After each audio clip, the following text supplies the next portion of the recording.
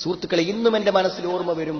Party പ്രവർത്തനം കഴിഞ്ഞ് സ്വന്തം സുഹൃത്തിന്റെ മോട്ടോർ ബൈക്കിൽ കയറി വീട് വരെ എത്തിയിട്ട് ഗേറ്റിന്റെ അടുത്തെത്തിയപ്പോൾ സുഹൃത്ത് തിരിച്ചു പോന്നു. ഗേറ്റിന്റെ അടുക്കെന്ന് വീട്ടിൽ കയറുന്ന ഇടയ്ക്ക് രാഷ്ട്രീയ പ്രതിയോഗികൾ അയാളെ കൊലപ്പെടുത്തി. സ്വന്തം വീട്ടുകിണറ്റിൽ എറിഞ്ഞു. നേരം പുലരും വരെ വാപ്പയെ കാത്ത് മക്കളും, വാപ്പയെ കാത്ത് ഭർത്താവിനെ കാത്ത് ഭാര്യയും ഇരുന്നു. പുലർച്ചെ വരെ അവർ ലേറ്റു കെടുത്താതെ കരഞ്ഞിരുന്നു. 10 മണിക്കെത്തുന്ന ഭർത്താവിനെ കാണാനില്ല.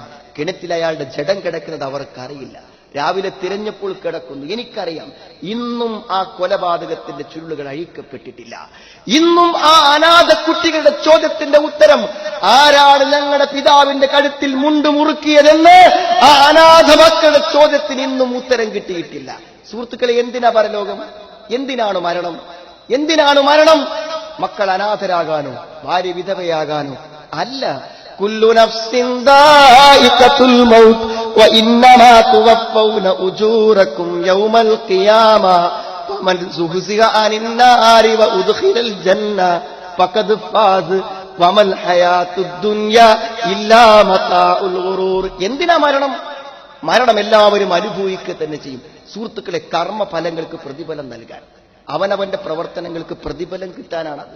യാതൊരു സംശയക്കാര്യത്തിൽ വേണ്ട. ചെറിയൊരു വിഷം ഭക്ഷണ പദാർത്ഥത്തിൽ വെച്ച് എന്നും കൊത്തിപ്പെറുക്കാൻ ചെല്ലുന്ന കോഴിയെ അയൽവക്കക്കാരൻ കൊന്നാൽ ഞാൻ കൊന്നു എന്നവൻ പറയാത്തിടത്തോളം കാലം നമുക്ക് തെളിയിക്കാനാവുമോ സുഹൃത്തുക്കളെ? നമ്മളെക്കുറിച്ച്, നമ്മളെ തേജോവധം ചെയ്യാൻ നമുക്ക് പരിചയമുള്ളവരോടെല്ലാം നമ്മെക്കുറിച്ച് അപരാധങ്ങൾ പറഞ്ഞു നടക്കുന്നവന്റെ അപരാധം ഒരു സുഹൃത്തെങ്കിലും നമ്മളോട് തുറന്നു പറയും വരെ നമുക്കറിയാൻ പറ്റുമോ സുഹൃത്തുക്കളെ? അതുകൊണ്ട് ഒരു യാഥാർത്ഥ്യം ഖുർആൻ പറയുന്നുണ്ട്, മരിച്ചു കഴിഞ്ഞാൽ മനുഷ്യന് ഒരു വിചാരണയും ഒരു ജീവിതവും വരാനുണ്ട്. സുഹൃത്തുക്കളെ, വെറുതെ സംശയിക്കേണ്ട. തിരുവനന്തപുരത്ത് എന്താ സംഭവിച്ചത്? നിങ്ങൾ ഒരു ബൈക്കിൽ തന്റെ മക്കളെയും കുട്ടികളെയും ഒക്കെ വെച്ചിട്ട് ഒരാൾ പോവുകയാണ്. പോണ സമയത്ത് ഒരു കാറുകാരൻ പെട്ടെന്ന് പോകുന്ന റോട്ടിൽ നിന്നൊന്നിങ്ങനെ വെറുതെ സ്റ്റൈലാക്കി വെട്ടിച്ചതാണ്. ഇത് ഈ സ്ത്രീയും ആ ഭർത്താവും കുട്ടികളും നേരെ അപ്പുറത്തെ അഴുക്ക് ചാലിലേക്ക് മറിഞ്ഞു വീഴുന്ന കാഴ്ച കണ്ട് ഒന്നും മൈൻഡ് ചെയ്യാതെ അയാൾ കാറും വിട്ട് പോവുകയാണ്.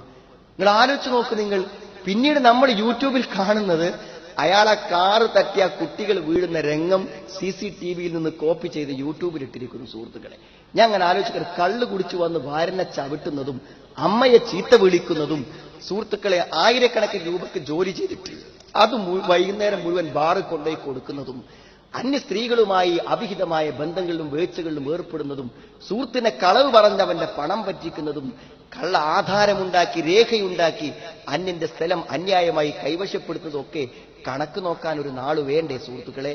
ആ നാളും യാഥാർത്ഥ്യങ്ങളാണ്. അത് പുലരുക തന്നെ ചെയ്യും എന്നാണ് ഒരു ഇസ്ലാമിന്റെ ഏറ്റവും അടിസ്ഥാന വിശ്വാസം. നമ്മൾ ഒരു മുസ്ലിമിൻ, ഈ വിശ്വാസമില്ലാത്തൊരു മുസ്ലിം എന്ത് ചെയ്തിട്ടും കാര്യമല്ല. അയാളിപ്പോൾ ഒരു പരലോകത്ത് രണ്ടാമത് ഞാൻ ഒരിക്കൽ ജീവിച്ചു വരുന്ന വിശ്വാസത്വം പള്ളി ഉണ്ടാക്കിയിട്ട് കാര്യമുണ്ട് സുഹൃത്തുക്കളെ. ഒരു കുടുംബത്തിന് വീട് വെച്ചിട്ട് കൊടുത്ത് കാര്യമുണ്ട്. എന്ത് നന്മ ചെയ്തിട്ടും കാര്യമില്ല. ആ വിശ്വാസമില്ലെങ്കിൽ എല്ലാം നിഷ്ഫലമായി പോകും.